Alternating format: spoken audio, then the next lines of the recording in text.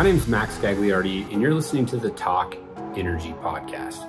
If you're watching this video, take a moment, hit the subscribe button on YouTube, or you can follow me on your favorite podcast app, leave a review on Apple Podcasts. That helps the channel a bunch. Thank you guys for the last month of listens. The podcast listens have been great. Everybody that keeps tuning in, I'm noticing more subscribers on YouTube. It's awesome. Everybody that reaches out, sends me nice notes. I've said this in the past. It's huge for me, gives me the encouragement to keep it going. It's definitely a grind, and I appreciate all of you and just want to say that. The other thing I want to talk about is we do have a Substack out for my energy company, Ancova.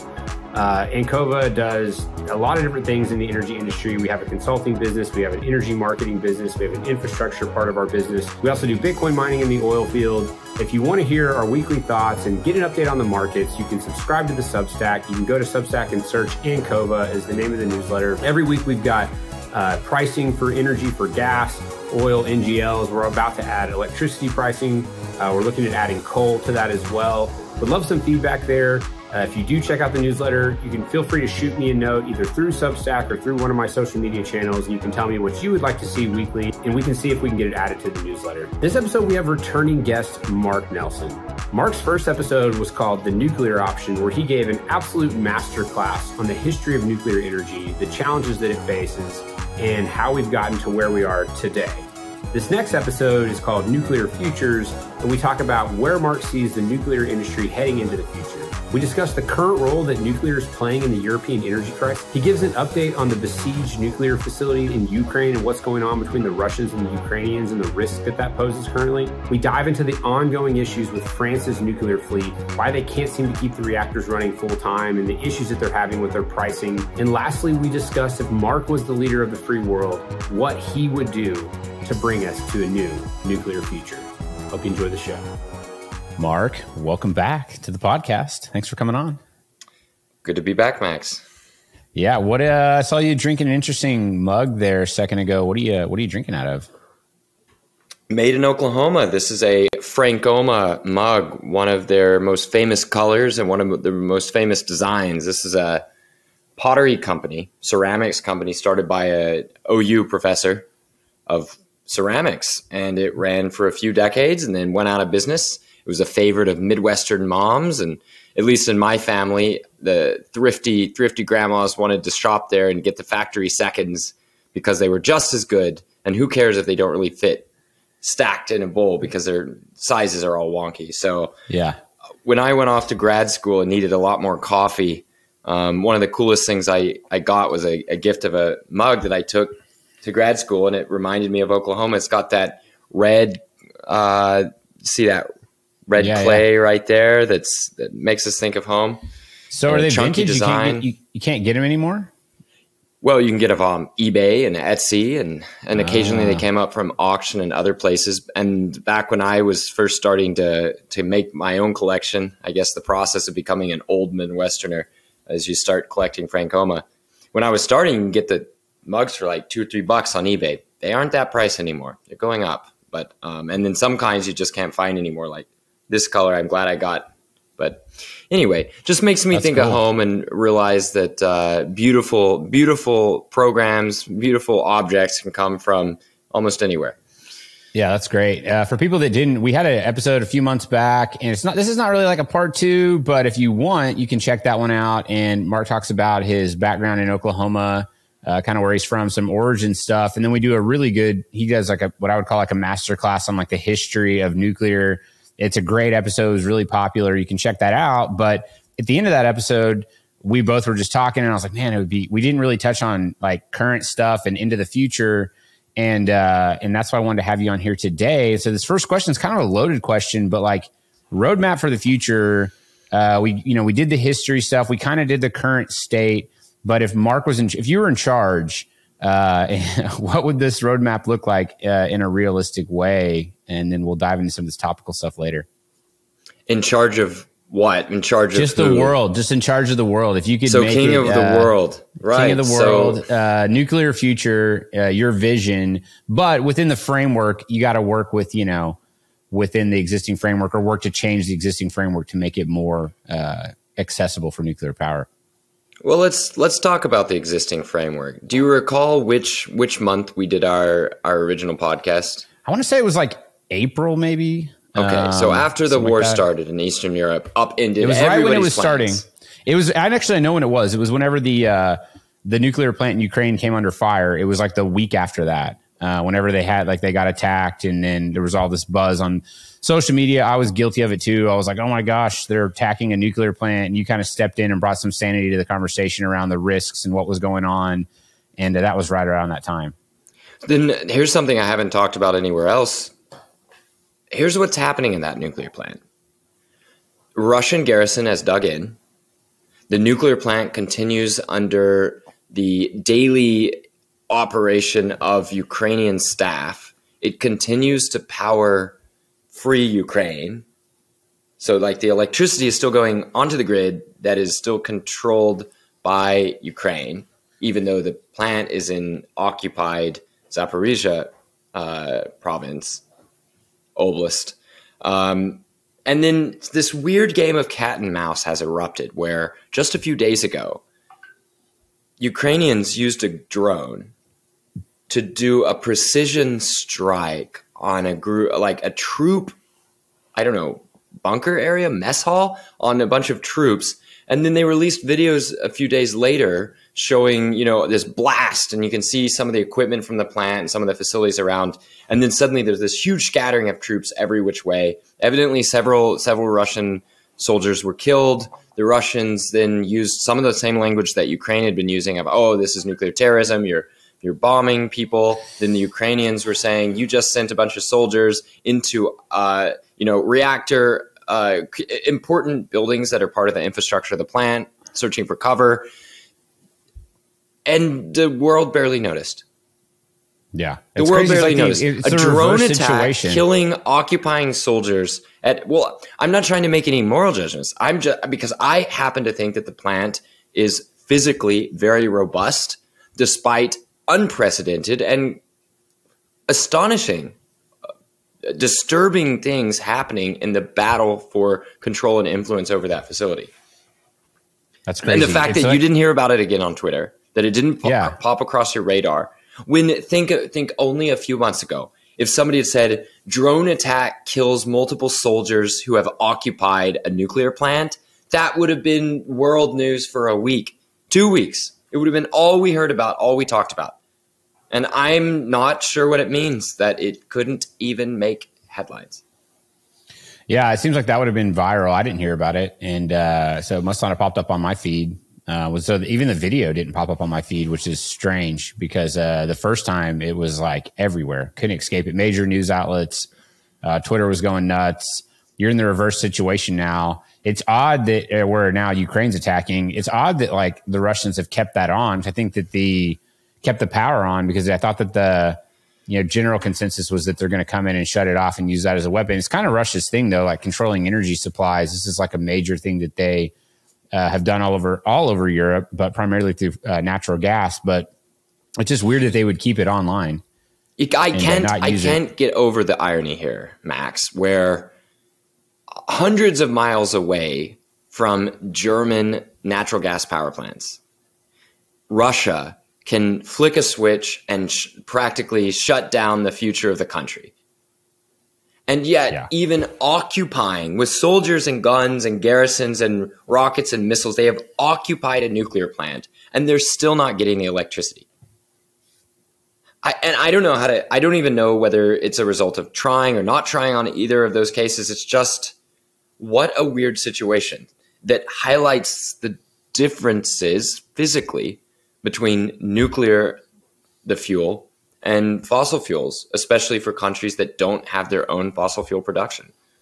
Well, it's a great place to start. I'm glad you took it here to begin with, because the backdrop of what's happening with this war and then the energy crisis in Europe has been changing the narrative around nuclear, at least in Germany. And you've made some tweets that's like, hey, maybe this is just kicking the can. I don't know that it ultimately changes anything long term. But like, it's talking about the current state. I mean, this is a pretty good place to talk about it, because we're seeing now countries like France and this energy independence they have through nuclear, and then countries like Germany who just don't seem to have any rational energy policy. How do you think this conflict and what's going on in Europe on the energy side could end up shaping nuclear energy into the future here? So that's a good setup, but I might point out that Germany has a very rational side to its energy policy. It's just completely hypocritical and totally opposite what they tell the world to do. Germany has carefully maintained its coal fleet. Now, it's trying to rush a bunch of coal plants back into service that it wisely kept for such an occasion. I say wisely not because I'm dedicated to a future of coal necessarily, but because if you're cutting out nuclear, they weren't replacing it with some other storable fuel under the control of operators. Wind and solar come and go. You can't necessarily rely on them. Right. So if you're getting rid of nuclear, Germany was very rational to keep coal, and especially for the lignite coal. This is the brown coal that hasn't been cooked at high temperatures in the Earth's crust. So it hasn't, baked out the volatile organics and the water content. So it's kind of a waterlogged, soggy coal, to be a little dramatic in describing it, that they dig out of colossal pits in eastern and western central Germany. So for this lignite mines, it kept them. It kept the mines, it kept the plants. Well, it sold the plants to, like Czech companies, but close enough, right? It kept the facilities on and going. Other countries are like, hey, wait, you're doing all this climate stuff, but you're keeping like the dirtiest grade of coal that's burned in Europe. And their response has basically been, shrug, we don't care. We're Germany. Yeah. We've got the money. If it's a European country, Germany's got the money. So not really a lot to talk about if Germany's paying for the whole EU party, right? So they can kind of write the rules and do what they want. And what they wanted was to keep their coal plants. So you say not a lot of rational policy. I got to push back and say Germany was rational, just with keeping its coal, just utterly hypocritical. And now that it turns out that they were getting a lot of their coal from Russia, the imported coal, not the lignite coal, not the brown coal, the black coal that they're now trying to use to balance their grid now that Russia's constraining gas supplies, they've got to scramble and find other suppliers of that, and it's also at record prices right now. Then in France, yes, I appreciate that you said how nice it was that they have their big reactor fleet. France has severely mismanaged its reactor fleet. Part of answering the question, Mark, if you were king of the world, what would you do? It takes us back to France, because at least the first half of the French nuclear history is extraordinary. It's what I would do. I would say you have to have a national program. You have to figure out where your rivers are, your coastlines are that are best suited for nuclear, choose a standard design, execute it with competent staff over and over and over, onshore every part of it that you can justify making for yourself, the heavy forgings, the system, the control systems. Of course, you want to operate entirely with your own personnel, but France, like many other countries, started that process by importing licenses, importing IP and help from another country, in this case, the USA, at the point that it was building its modern fleet. So what's gone wrong in France? A few things. They turned anti-nuclear. Leadership turned anti-nuclear after the generations that built the fleet died or retired. So the anti-nuclear leaders in France, they had this massive fleet that just kept working at super low cost. And it was sort of a situation like, the story we learned in Oklahoma of what happened to the bison. There were so many, unlimited. There was unlimited bison max. What does it mean to shoot a few or 10 or 100 or 1,000 or 10,000 or 100,000? It's just, they're limitless bison. This was the attitude that the French took towards their own reactors, with the added wrinkle that imagine if we took that attitude towards bison and we also hated bison. And we just machine gunned them and said, oh, there's plenty. We'll find something else to do to maintain the prairies, or we'll find other sources of meat later. Well, the French ran out of bison to kill. They've run out of expendable nuclear plants to destroy. And that it's causing them to have a bit of an energy catastrophe of their own. Although sales prices for electricity are not everything, their long-term contracts for electricity in France are almost double that of Germany now. It doesn't mean that's what the public is paying, because a lot of the public is on very long-term, stable, reliable contracts mediated through the National Reactor Operating Company, through EDF. So that means that their bills aren't changing much. But it's a catastrophe for anyone unhedged or uncovered in France who has to go out and buy more electricity. So there you go. I challenge both part of that. Germany did some very clever things if you were going to do the wrong thing and plunge Europe into an energy crisis and a political security crisis and not care about climate change. So they did clever things as long as all the stated goals are ignored, and instead it's only about survival of yourself under bad conditions that you caused. So Germany was clever to keep their coal. Then France was only a success if you ignore the fact that they've been trying to destroy their success for 2 decades and have finally gotten close to success. Success destroying their own successful energy fleet. It's not a narrative you hear a lot about France. You usually hear it pretty well praised on the nuclear side. So it's interesting to me some of the missteps that they've made, and what's the path to remedy that if there is one at this point. Well, here's one. It's pretty easy. Never shut down a healthy nuclear plant again. They only 2 years ago, they shut down a plant that reliably made enough electricity for several million French people. They just shut it down. And they in fact, since the utility that owns these plants is mostly state owned, but with a few private shareholders, another branch of the French state had to pay a colossal subsidy to the branch of the French state that owned those reactors to do nothing other than rip out reliable, zero carbon, no fossil fuel imports required energy, already paid off, already amortized, already upgraded for extended life. And they ripped it out for boredom because they had nothing better to do with their time and efforts. Isn't that not completely insane? So first step, Max, don't do that. Yeah.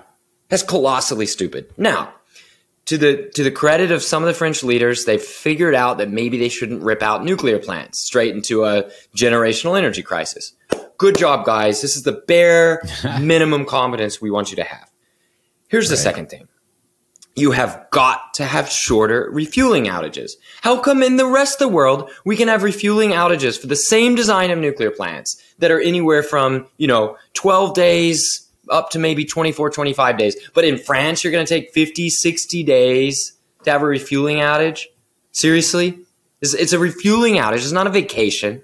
But if you're the employees at the plant, if you're the unions, and you've been supporting and liking nuclear, and other people have been tearing out the nuclear plants, it's hard to give concessions to that kind of bad management. It's hard to say, all right, sacrifice is required. We're just going to work way harder for no extra pay under, worse conditions, away from our families, with no vacation time, in order to make you guys look better after you guys have spent 20 years slagging off the fleet.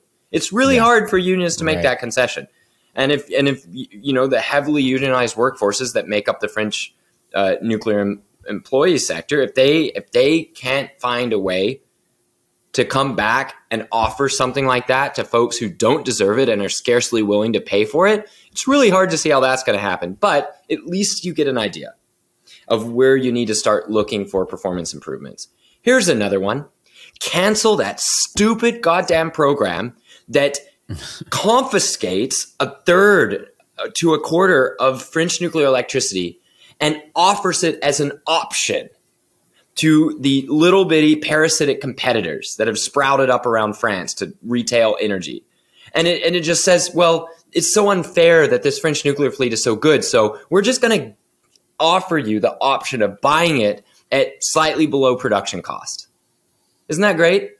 And that way, if you're selling your electricity for production costs are slightly lower, that prevents increasing spending on maintenance. That prevents increased spending on staff. That prevents the nuclear company from actually realizing the incredible value of its fleet, which might lead to, expanding it, right? Yep. Or upgrading it so each reactor can make more electricity. What is the point? What is the point of instituting a market and then saying, wow, this market caused the nuclear plants to win. We better take away the money that the nuclear's making and give it to everyone else that can't compete because it's just not fair. No wonder the French fleet is at 50% capacity right now. Right. That is preposterous. It is completely idiotic. I'm not a free market fundamentalist, and I'm not a socialist or communist fundamentalist. I think that if you make a market that reveals the power and the value of nuclear, either you get rid of the market and say, oops, well, okay, well, we won't have a market. That's too good for nuclear. Or you keep the market and let the nuclear crush everybody else. Instead, they had the worst of all worlds. It eliminated the planning abilities of the grid, of the state energy company, while also expropriating the value and giving it to weaker competitors. And they didn't exactly use that value to build power plants. They were just trading profits. Zero value for the public. It's not too dissimilar. It kind of reminds me, I know this is not an exact parallel, but it reminds me a lot of some of the distortions that happen when you bring all these renewable projects on in some of these markets in the grid. And I had Meredith Agwin on, and she talked about her book, Shorting the Grid. And I was just kind of shocked the way she framed it. But it's like when you provide these incentives that basically punish reliable, energy, so whether that's nuclear, natural gas, or coal, stuff that's there when you need it, and you have energy that comes in that's intermittent. Now, all of a sudden, you're running these baseload power stations at, not at 100% capacity or a higher percentage capacity, and then they're suffering, which makes their economics worse. Which then you're basically giving economics to people that don't generate power all the time. And it's just creating all these inefficiencies, I guess, is the parallel that I'm trying to draw. And it's just not a good framework or backdrop to support new baseload power like nuclear energy that I think we desperately need. And it just seems like these central planners get in and kind of muck it up. Max, forget about supporting new. What about keeping the existing alive? So let's make this open to the widest possible audience. I don't imagine there's a huge number of people who are committed to renewables who watch your show, but just let's leave aside where the best time and place is for renewables. I think everybody can agree if France already decarbonized their grid, already had nuclear reactors that were sufficient along with the hydro to meet, plus imports and exports, to meet the vast majority of every kilowatt hour needed at each time in the year for the French public, then why would you put a big sharp tax on that electricity? Right. Not on the fossil fuels off the grid, just on the clean electricity grid. Put a big fat tax and then reassign that money mostly to very expensive subsidies for competing wind and solar that mostly comes on in times when you don't actually need it because you already have decarbonized your electricity. It really put the lie to the whole, we're doing renewables because of decarbonization. Yeah, except where you didn't need it to decarbonize, then you're doing it because the ideology is renewables and you're filling in reasons to move in that direction. You're making a really important almost point. No electricity is needed. Extra electricity is not needed in the summertime, but the nuclear plants are paying this big fat tax on their power. They're paying that money into the solar, but required to turn down and get rid of their own revenue to make room for the solar that wasn't necessary in the first place. Again, that's France we're talking about. We're not talking about other places. Completely ridiculous, and has led to the collapse of the collapse of the French fleet.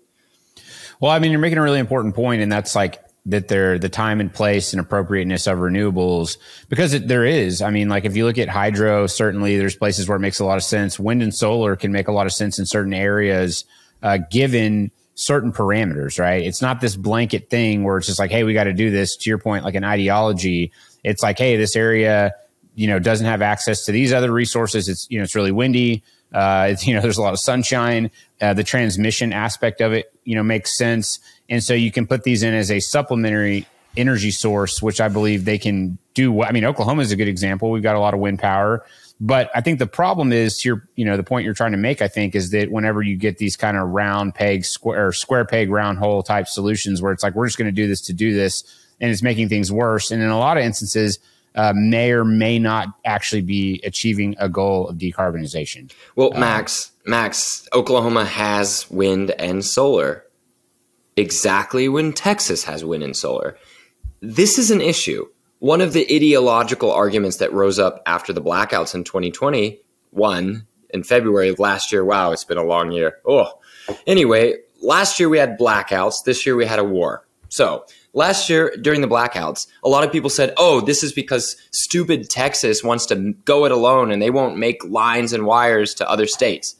if Texas had made lines and wires to Oklahoma, where Oklahomans are going to pay off for how long? 10 years, 20 years, they're going to pay off the debt of nearly running out of electricity and paying extremely expensive costs because there was going to be blackouts and deaths otherwise. And Texas was going to get electricity from Oklahoma. You kidding? When they all had wind go down at the same time, when it was winter for both Oklahoma and Texas at the same time of year. Isn't that crazy? You wouldn't think that Oklahoma and Texas would both have winter at the same time, but they did. So to state that like categorically you're decarbonizing or you're making cheaper energy when you connect up areas with similar weather, that's just one of the destructive ideological points that I'm having to fight to explain why you might in the future go through the pain of restarting a nuclear construction program. Yeah, right. Yeah, it's a challenge. I mean, it seems like to me that the energy space in general, primarily because I know a lot about it, it seems like there's a lot of misinformation. And I hate that word because really there's just in the world, there's just information. But the problem is you take information and you put a spin on it, or you just use the selective pieces of that information and you frame an argument or an ideology or whatever it may be, a framework. And then you have that and you use that to make blanket statements. And energy is so nuanced. And I just feel like, and I don't know if you see this on the nuclear side, but it just seems to be just a ton of misinformation around these topics when really it just needs to be a nuanced discussion, but nobody wants to do that. They just want to say, this is good, this is bad, and then make policy decisions, which to be fair, policy is not like it's a blunt instrument. Usually it's not like a precision instrument, even though it should be. I mean, like, do you think that's part of what's challenging nuclear? Because I'm shocked, man. I see a lot of anti-nuclear stuff on Twitter, in the media even. And you're just like, what are these people? I don't know. It just seems to be a ton of misinformation. Do you see it from folks in oil and gas? This is actually maybe one of the most interesting Max and Mark specific conversations would be for folks who really understand energy in oil and gas, even especially among the young generation that accepts that there are economic and may eventually, again, be the strong economic downsides of environmental downsides of wind and solar. Of fossil fuels. Right. Our own fossil fuels that you might be producing, that natural gas and the oil. Is there an understanding of nuclear energy yet? I know that when I've spoken in front of oil and gas audiences, there's been some enthusiasm, really. But then you get situations like, well, here's one. There's a proposal to make an interim nuclear spent fuel storage facility in New Mexico. So what is this? It's where you take the canisters that are sitting outside of the nuclear reactors today and you move them to one spot for monitoring them all right there, right? So the proposal is just to make it interim. It's just for now. But you can as you might imagine, people suspect that any interim solution might become a permanent one. Well, a bunch of oil and gas producers in Texas in the Permian Basin have said they're going to sue. They'll do anything to stop it because we're going to leak nuclear waste into their oil and gas and it'll contaminate it and then they won't be able to sell oil and gas anymore. Yeah, completely unscientific argument. It's the type of thing you'd expect to hear from folks that they call stupid, folks that they think are trolling about fracking and fracking contaminating everything. And yet here is a trade group in oil and gas trying to stop a facility that is on the surface saying it will contaminate. It's what you would expect to hear from the most ideologically driven anti-fossil fuel environmentalist, right? Yeah. And yet we're hearing it from the oil and gas industry. I haven't seen it from, maybe this trade group or, there's a motivation there because they're anti-nuclear and they're pushing that. But in terms of just like people that I know, my general contacts, people on Twitter, it seems to be that a lot of people in oil and gas are kind of like, almost like energy density maximalists. It's like, hey, we know that oil and gas works. We see the issues that renewables are causing. And then we also know that nuclear works. And I don't know a lot of people that are anti-nuclear in my circle of people that I know, or like in the people that I interact with on Twitter and like energy Twitter. Most people are fairly pro-nuclear. Maybe there's an element of it where they don't feel as attacked by nuclear development because there's less of it. Maybe that would change if, we're building hundreds of reactors right now and nat gas demand was plummeting because of it. Maybe you would see more people pushing back. So I don't know if it's because they don't view it as a threat. This happened. One of the reasons I'm an optimist about LNG export is that it will permanently and finally remove the brutal pressure on the nuclear plants to make life and death decisions on whether to keep or close the plant every year based on the expected gas prices in the next year. If we're exporting permanently to the world, that's going to cause really tough struggles for a lot of American businesses and customers. But it will, at least without needing government intervention, it will at least keep our nuclear plants alive, because they'll no longer be in this stupid Thunderdome, these electricity markets that don't make any sense they aren't rational for long term. They're only briefly short-term rationalists, and even medium term, very destructive and in my opinion, worse than worthless. So these electricity markets have plunging returns to the owners of power plants in times of cheap natural gas, and soaring returns to power plants in times of expensive natural gas. We are now re-entering the age of nuclear being fat cats rather than starving dogs. Yeah. So that's a good thing it's going to take nuclear and natural gas out of direct competition. But it shouldn't have had to come to that. And before it came to that, before 2020 back to say 2015, natural gas marketing companies, natural gas using utilities went on a dirty war around the US to try to close nuclear reactors. They would fund environmental groups to troll the nuclear reactors. They would try to block any changes that fairly compensated nuclear for its energy security and environmental benefits. And it is without a doubt clear to me now, more evidence coming to me all the time, that when I thought we were going up against the Greens or the anti-nuclear environmentalists, sure, they were in the fight too. I was going up against the natural gas trade groups. And I don't want to piss anybody off. In the end, it's a jungle out there. You kill and you eat to survive, right? But the problem is America suffered because of it. And now the world's going to suffer from it because we have that much less gas to send and that much less political headroom before the hammer comes down on LNG export facilities because it's making the price too high at home. Yeah. Well, the other thing making the price too high, and this gets back to kind of the just sort of anti-infrastructure or I would call it anti-progress, to be honest. That sounds extreme, but a big reason why natural gas is now going to have a higher floor price is LNG, but it's also like the blocking of pipelines out of the Northeast. I mean, the majority of all natural gas growth has been from the Marcellus and Utica Shale. Look at the last 10 years. That's really been the primary reason why prices were so low. They can't produce anymore above what they have today. I mean, there's just no pipelines. Last Mountain Valley pipeline, was supposed to come online like 2 years ago. Then it was supposed to come online last year. Then now it's like 2024. They're billions of dollars over budget. Does that sound familiar? It's another industry that you are close with, right? These nuclear plants. And we'll talk why maybe some of the costs have skyrocketed on those.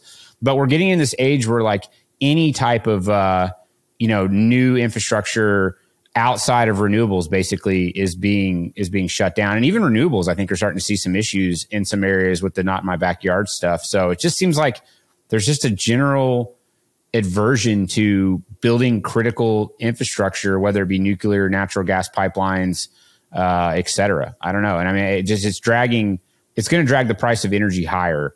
And I think that, maybe that does help the nuclear industry, but can they build new plants? I mean, we'll get into that here in the back half. So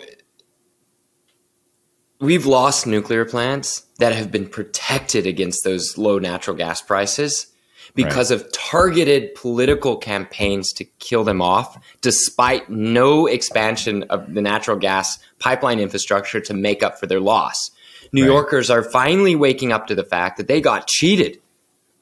They've been abused, that somebody ripped out their nuclear plant and then blocked all the fossil fuel pipelines. Oops. And they're burning oil still to heat a bunch of things. Gas right? and oil, right. Now, there are a lot of people who say, Max, oh, well, this is the different things. See, gas can do peaking power, but nuclear can't. Well, okay, maybe. If you chop 3,000 meters of elevation off of Mount Everest, it's a lot easier to climb, even if it's just as steep as before. It's harder to build up the infrastructure to get to that total altitude above your base power. That's the power plants that are designed to operate as you call for them, above that of normal operation. Right. So there's this ideological battle going on where you've got a lot of people saying, oh, you don't need nuclear. What you need is a bigger space to have plunging and soaring intermittent energy. And then you just patch and fill it in with, something will come up, maybe batteries or natural gas or whatever. Oh yeah, we're going to block the natural gas, but maybe it'll fill in anyway. That sort of battle. I've made a bit of a caricature, but I've been involved in these fights for a number of years, and it ends up boiling down to assuming that something is coming along to fill the gaps, and that justifies making the gaps even bigger. Whereas I take the view that society's energy needs are essentially constant, within a first order of approximation, constant, right. And then it's just a matter of matching the last bit of supply and demand. So you could call that the difference between deep ocean thinking and tidal wave thinking, where if you make a deep energy using society and then work on just that percentage up and down, you're going to have a much better time of it, is my hypothesis. And I think I think it'd be fairly intuitive to most of your listeners and people who are professionals in the energy industry, versus the thought that you have arbitrary swings up and down, even big swings year on, year off, depending on weather patterns, and then you simply fill in the gap. Because you know what ends up happening, Max? The easiest way to match supply and demand is to take control of the demand and start making irresistible deals that people can't refuse. Either they're too poor to refuse or they don't know how to refuse, to turn them down and their energy needs to fit nature. I think that there's a lot of call to have demand response if you've assured a certain level of secure supply over the year. I do not trust demand response if you're destroying reliable power at the same time. Right. It's just not acceptable to me. I don't want to cooperate in a system that refuses to do what we know works and then says you'll make up the difference. I'm okay sacrificing some timing issues and what time of the day or night I do certain activities. Certainly I have the luxury to do that as an upper middle class person. I have the ability to make decisions about how I shift around my time, and I'm willing to make those sacrifices and do time of use, as long as I know, like I do here in Chicago, that we have over 8 gigawatts of nuclear humming around the city, around the clock, almost all through the year. I can involve myself in a bit of demand response after that. Does that kind of make sense? Yeah. Yeah. Well, I mean, just this whole idea of like people having to change their behaviors and their quality of life based off of failed energy policies or ideologies is not tenable to me. I get the thing of like, hey, let's do our part. It's the hottest day of the year. Let's turn your your thermostat up one day. But like, if it gets to, but there's some people that want to have like this smart, grid thing in the future where they can like toggle everything you're doing. And whether that's like, and you see like the more conspiratorial things on Twitter where it's like what you're eating. Like now you see like on airlines, like you can rank your flights by CO2 emissions, and you're hearing about credit cards are going to start limiting people and how much CO2 they can. And so it just gets back to this, hey, like we can reduce a lot of CO2, but we don't have to like stop taking flights. Like you could build more nuclear plants. You could have more natural gas. You could do things that are efficiencies, like instead of doing all EVs, like let's make hybrids. And guess what? The batteries are a lot smaller. It's a lot less carbon intensive to build them. We can make a ton more of them, and we can kick the can hundreds of years. But the EV lobbyists aren't going to like that. And so it's like you get to this point where they're like wanting people to change their life and their behaviors instead of just making like good policy decisions. And I think that's where. So could we summarize it this way? Maybe we summarize it this way. Don't tell me what you want me not to do until you tell me what you're willing to help me build. Right.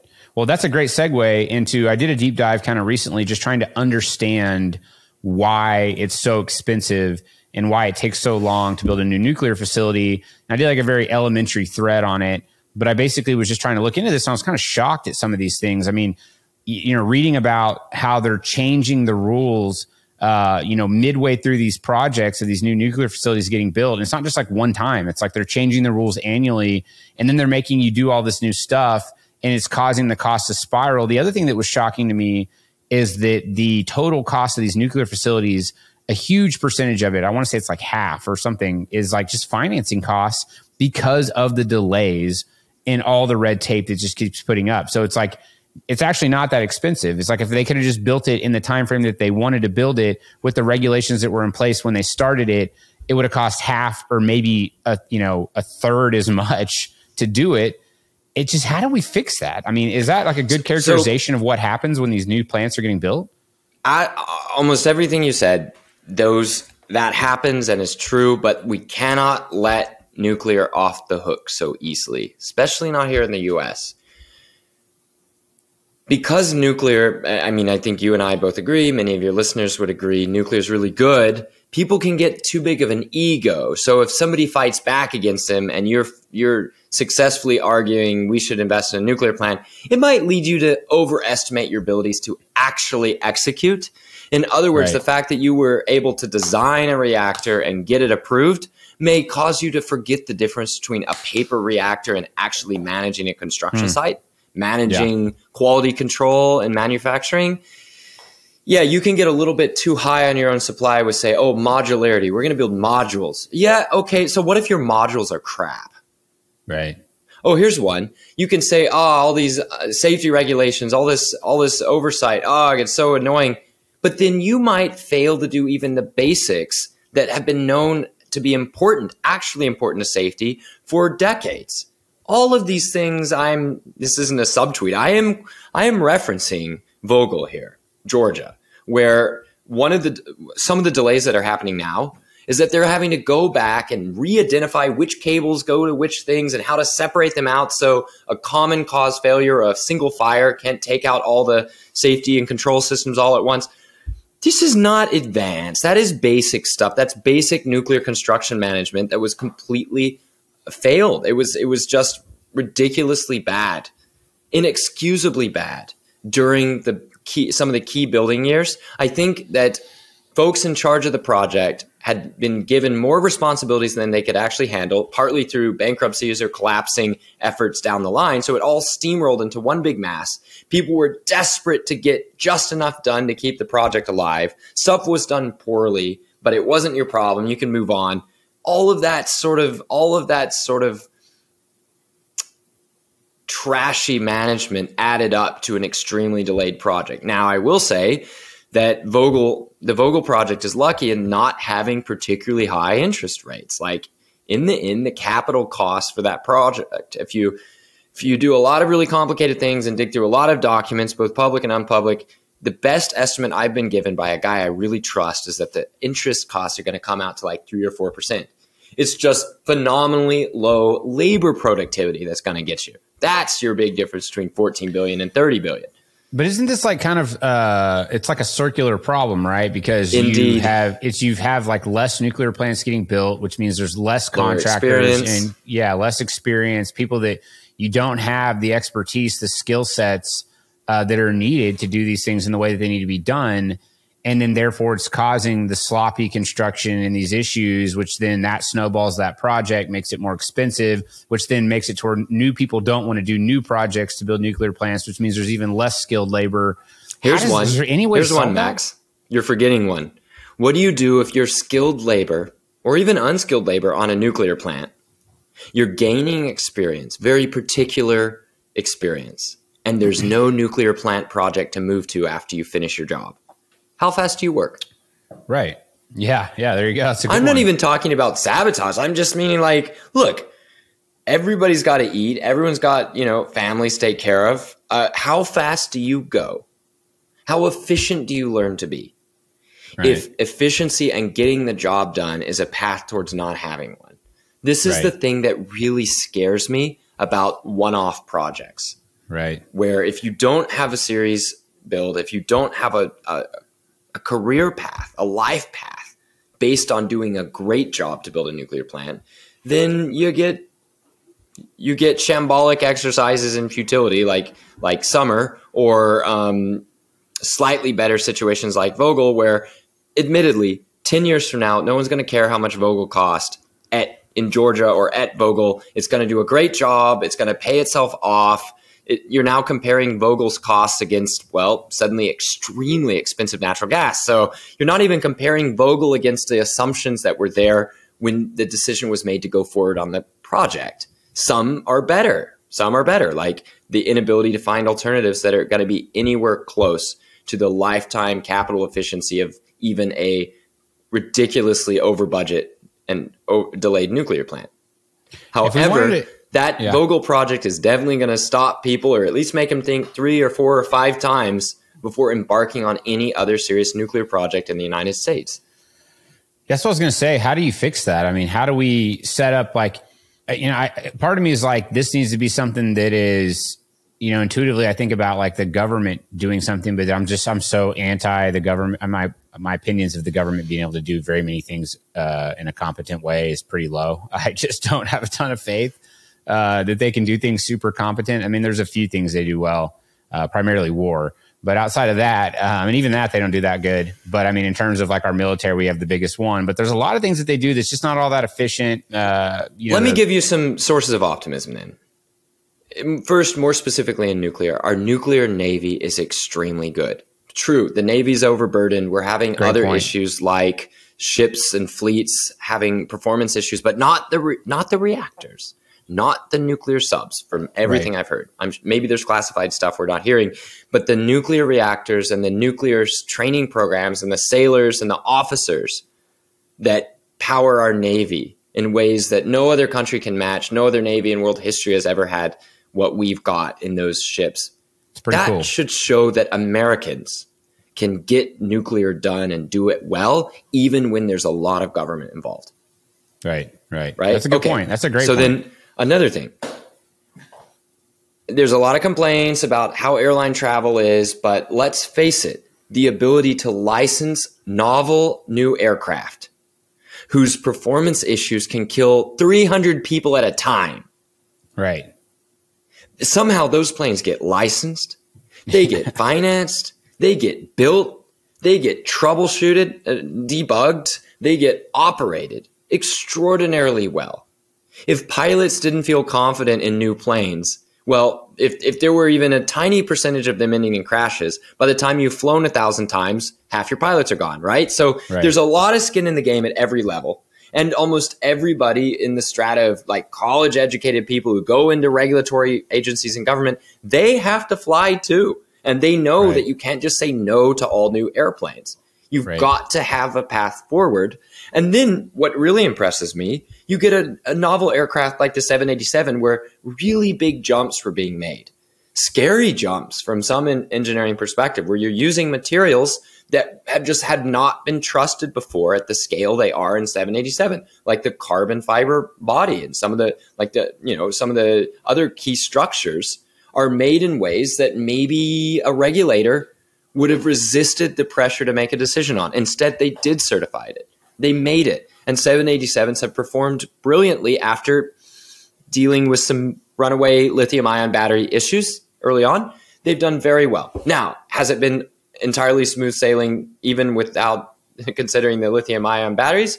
No. And the FAA has had to work back and forth on plans to get Boeing up to snuff. And there's been issues on how much Boeing should be trusted to certify their own craft versus how much the FAA has to step in. But the whole thing is done at a maturity level that just puts the way we do nuclear to shame. And I think if we could get to the point, hopefully without too much pain and suffering from lack of energy, but if we could get to the point where people see the electricity they use as important and worthy of mature treatment as the aircraft they board to go on vacation, then I think that would do a major service for nuclear. What's crazy look, to me, FAA is filled with people who fly. Right. And the NRC is filled with people who use electricity and who genuinely like and are fascinated by nuclear energy. It's not a problem of a bunch of haters in the rank and file of the bureaucratic staff of the NRC. I've been told that on good faith from a lot of different people who know the NRC at different levels. It doesn't mean there won't be political interference from appointed leaders, but even that is going to start tapering off because of the number of Democrats and Republicans who are all united on nuclear, if on no other subject. So you should have room for hope. And then you just need young people who want to build with their hands and are given the opportunity to do so on nuclear projects. That part's coming. Here's another one. Sorry, I just have a few more if we're getting there. Finance community has been completely off nuclear for an extremely long time. There are various reasons for this.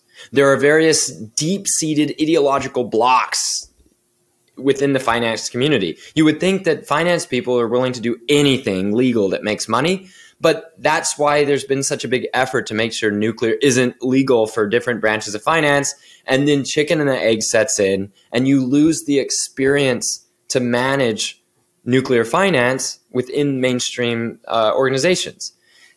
We have to reverse that chicken and egg, make nuclear not just possible to invest in, but ESG is, I'm sure, something you look at with a certain amount of skepticism. Me too. But one of the reasons is that most ESG metrics have traditionally excluded nuclear either de facto or explicitly. That has got to end, and it has got to end very fast. It's crazy. And this last topic I want to hit on, because we're coming up on the hour here soon already. It seems like this has flown by.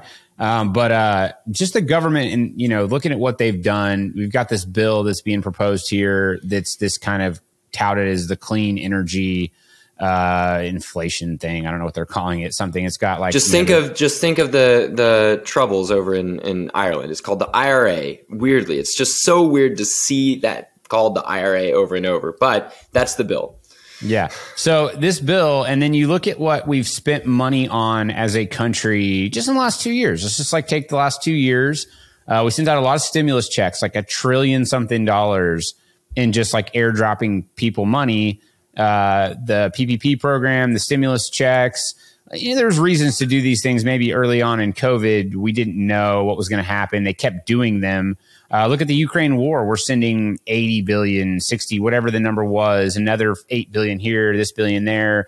If we just had the political will, and I hate to use China as like an example of something that they're doing that's good, because I think the Chinese do a lot of things that are bad, and some of the things are misguided in their motivations on some of the stuff that they do. But one thing that they do is they invest in infrastructure. And they do it at the governmental level, and they say, look, we're going to do this. We're going to build this many coal plants. We're going to build this many nuclear plants. We're going to do these things. If the U.S. just spent the money they spent on the Ukraine war, the aid effort, and they said, we're going to do that, and we're going to put that into a nuclear fleet, and then we're going to, it's like 80 billion. Let's call it 100 billion, make the math easy. And then we're going to also give a bunch of incentives on the financing side. Like you said, we're going to do government-backed, these loans will be government-backed. And so that 100 billion is really just a down payment. The rest of it can be financed through private companies, and it's all backed by the government. I mean, like, what kind of, to put it into perspective on the natural gas side, like if you said we're going to spend 100 billion on pipelines and LNG export and new power plants, it would change the world. I mean, literally the money that they just sent Ukraine would change the entire geopolitical and energy landscape of the entire planet. Had they just said, we're going to spend that on nat gas. Is that some type, is it going to have to be something like that for the nuclear industry, or is that just so pie in the sky, we're never going to get there? But it seems like if they had the political will, we could spend the money, we could greenlight it, and we could give financiers and private businesses the comfort to make these investments, and things would change pretty rapidly, I would think. But we're not seeing that. We're seeing EV charging stations, hundreds of billions of dollars of them. Let me first say, let's just assume an amount of money, and then which things we would or wouldn't do in order to pay for it. Let's put that aside a little bit. I'm definitely one of those people who think that you can afford a large amount of things that eventually pay off for your society. And there might be a shockingly small amount that you should be willing to spend on things that hurt the future productive capacity or health of your society. So Right. for me, I'm not going to go all modern monetary theory and say money is just made up and then there's no limit to what you can print. Right. But I do think that spending towards things that fundamentally improve your productive capacity, even if you have to take that on a little bit of faith, if you don't know how to build them today, I think that that's something different than other ways of using money. Also, let me stay away from the foreign policy issues for now and just say, if you're saying to me, let's say we're going to spend $300 billion on nuclear, would it help? Well, we'd have an obligation not to repeat the ruckus over at Summer and Vogel in the nuclear industry. But assuming that we learned all our lessons and we got things right this time, and that we could, let's say, 50% co-investment by the government in new nuclear plants, and that we would start first one new one with this new regime of getting the right people and supply chain starting, and then expanding to 2 new plants as that one is 3 years on, and then 3 years after those 2, maybe expand to 4, and then maybe build 8 plants at a time for like a decade. If you're thinking in that sort of terms of getting veterans to help teach others to build the plant and manage it well, and you have a lot of parallel construction going on, yeah, within 20 years or so, you could pull off a version of what the French did. And I think that that would also be world changing. I think that American natural gas is really precious and should go to the world that's not yet ready to have nuclear. And that nuclear is maybe in some ways a luxury energy source. It's the best we can get. But I think we're worthy of it as a society and that we can do it correctly. And that 300 billion is definitely something that could get you another, say 15%, depending on how you priced it out and what learning you actually got. If you set up this carefully staged and then parallelized process, you could get another 20% of US electricity from nuclear while securing a lot of that natural gas for the world. Yeah, it'd make a difference. And we don't have to say exactly where the money would come out of in order to get there, I think.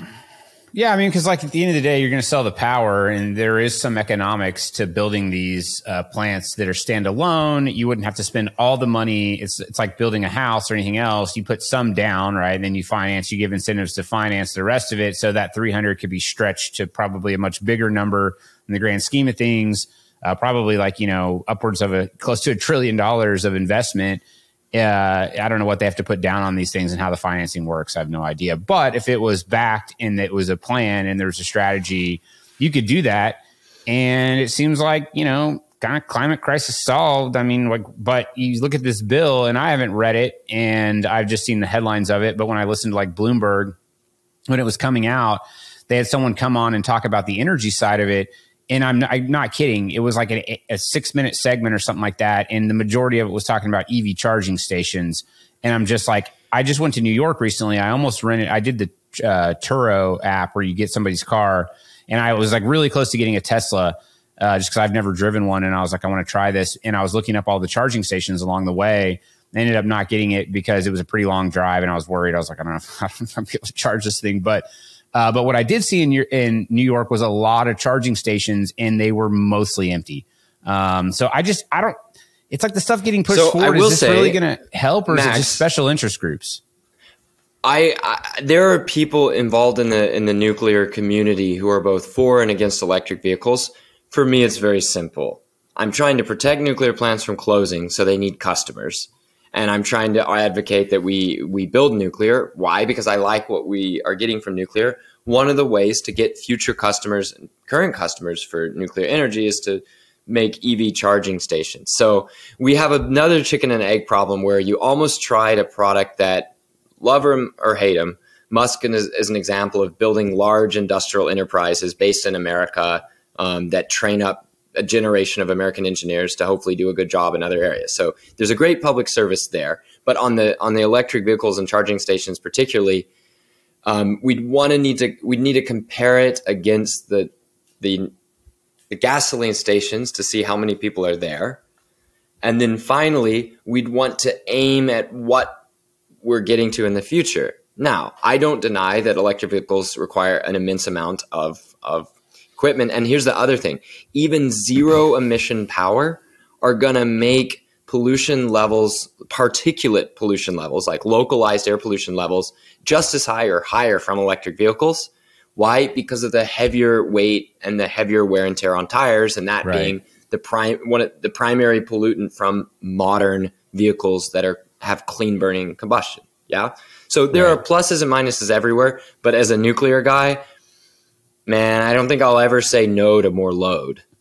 Yeah, I'm not like against like my thing with EVs is more of like a nuanced take around it. It's not that I just see a lot of the dollars getting spent in the EV space on things like charging stations. When you look at the stats, and it's like 90 something, like the high 90s% of people just charge them at their house. You know, when you might say the gasoline stations were somewhat self-financing in the great expansion of internal combustion engines, right? So I'd say there's a worry where we can come together again. There's a chance that a new way of life you build with policy may not end up being self-sustaining over longer periods, as in capital may not produce returns to capital that rebuild the system as it wears out. That's one of my worries, honestly, about the renewables. I know that a lot of the leading companies in renewable energy are sounding the alarm that they're not making any money. So like the leading equipment manufacturers and turbines are saying, we need to start rejecting a bunch of wind projects. We got to go a lot slower because we're not making any money. And sure enough, new wind and solar prices are starting to go back up. Some people I respect say, no, this is a brief blip. We're going to go back down, especially when supply chains work themselves out. I don't know, Max. I am worried when I see renewables at the height of their success not make money for the businesses that are best at delivering them. We don't know where that's going. So if you're saying you're worried about policy decisions that send money towards systems that may not have required much direct support or any direct support in past generations to be built, their mere presence and what they offered in terms of value versus cost was enough to get them built and expanded. Yeah, there's some worry we might subsidize our way into a system that does not physically work. And to even further sharpen this point, what did New York just do? What did they just do? They stripped out their largest power plant. They stripped out Indian Point that supplied a critical energy bottlenecked region in downstate right by New York City. Right. So do you trust this place to do the right thing, to make the hard decisions, to even supply the energy required by switching over a non-electrified service to electricity? I don't know. If I trust New York to do that properly. Right. Well, I think like the litmus test that I've always had for energy transitions and just like the sanity test for these types of things is it deflationary or inflationary? And if you're doing things and spending money and it's causing energy prices to go up, then that's probably not a good thing. Because if you look at the sweeping energy transitions we've had over history, they have one thing in common is that they are highly, highly, highly deflationary. They lift people up. They cause people's lives to be better. And it's not like a little bit better. It's like transformative. Like that's the word. The reason why they use like energy transitions, because you're transitioning to an entirely new paradigm where everyday life is impacted for the better. And that's what hydrocarbons did. And that's what nuclear power was on the way to doing. And it's physics. It's more energy dense. And to the scenario that we talked about earlier where they, we built all this new nuclear capacity and we now had 20% or some higher percentage on the grid for nuclear. I would think that would be deflationary. It would add productivity to the US and and the clean side of it is great too, right? It's like it does both. It's like it's cleaner and it lifts people up. It makes the grid better. It makes our energy more resilient.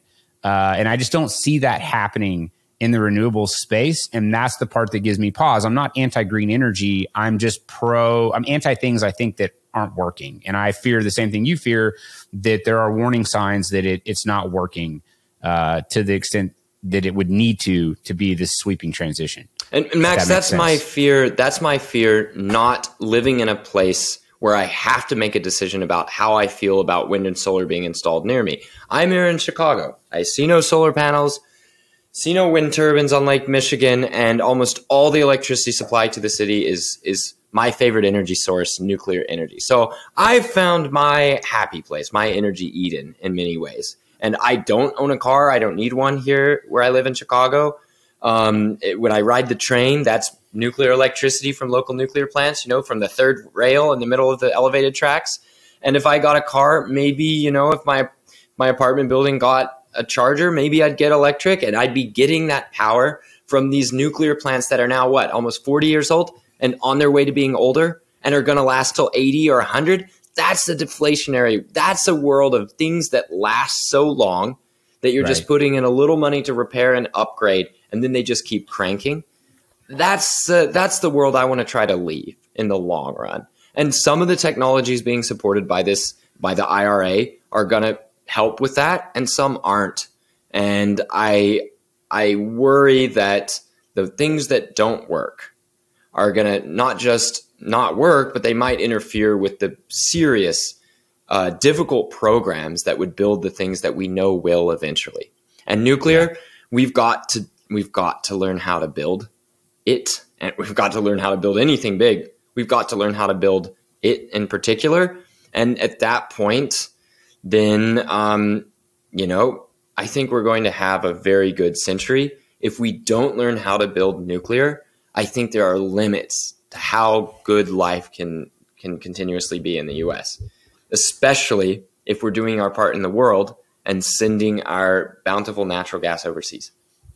It's a great way to end it, Mark. I appreciate it. This is late on a Friday. This is going to come out next week, but I appreciate you taking the time. This was fun. We'll schedule a little more time between the next time we talk. Maybe, it'll be sometime in the future and some positive things will have happened. But no, I think this was a good way. This is like some of the stuff I wanted to get into the last one. We ran out of time, but thanks again for making this happen. I really enjoyed it. Absolutely, Max.